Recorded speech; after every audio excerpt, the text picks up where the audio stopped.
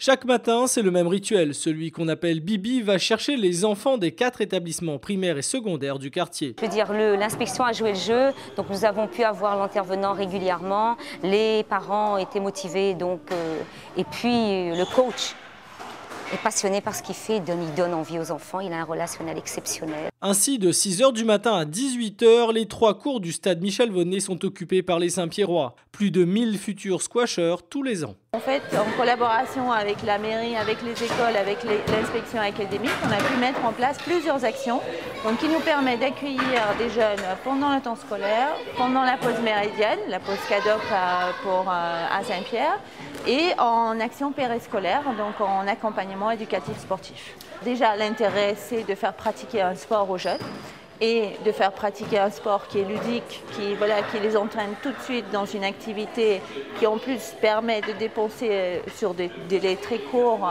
donc de façon très intense. Donc on veut rapprocher le squash de tout le monde, on commence avec les jeunes et petit à petit, effectivement, on a les parents qui viennent, qui découvrent et voilà, ça va suivre son cours.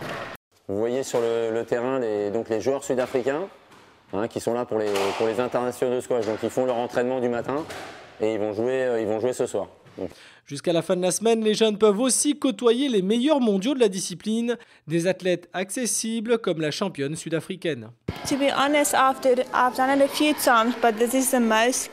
Honnêtement, j'ai déjà joué avec des enfants, mais jamais autant. C'est vraiment la première fois que je vois tant d'enfants passionnés dans une si petite île. C'est incroyable de voir l'intérêt qu'ils peuvent avoir ces jeunes pour le squash. C'est vraiment super parce qu'ils sont l'avenir du squash de demain et il est essentiel de les prendre en charge dès leur plus jeune âge, car ils vont s'améliorer en grandissant. Ils sont le futur pour la discipline et c'est pourquoi c'est si important. Au total, 13 joueurs dans le top mondial feront rêver notre jeunesse jusqu'à samedi prochain pour les finales. Une rencontre qui risque d'être une revanche des championnats du monde par équipe de la semaine dernière entre l'Angleterre et l'Égypte. La semaine dernière, c'était bien. Cette semaine, c'est beaucoup plus relax. D'un côté, bien entendu, j'espère gagner, mais je souhaite surtout prendre du plaisir et aller en finale. Ce sera moins intense que la semaine dernière, où il y avait beaucoup plus d'émotions, car je jouais pour mon pays. C'était une très belle semaine. Cette semaine, nous pourrons davantage confronter nos jeux respectifs et le public pourra s'amuser.